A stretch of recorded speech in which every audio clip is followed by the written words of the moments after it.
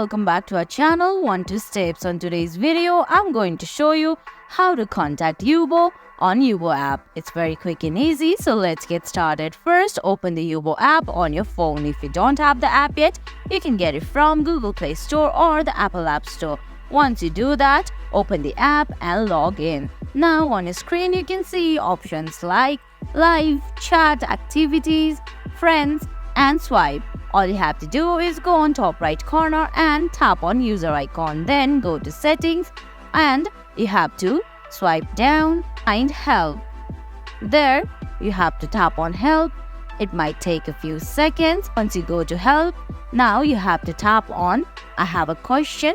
Once you tap on I have a question, you have to go down and at the end of the screen you can see contact us option. Now all you have to do is give your email address, your phone number or username, select who you are, type in the type of request you have, give a little description, check the box on privacy policy, tap on submit, and guys, that's it. That's how you contact Yubo from Yubo app. I hope you found this video helpful. If you did, please give it a thumbs up, leave a comment, subscribe to our channel and hit that bell icon. See you in the next video. Thanks for watching.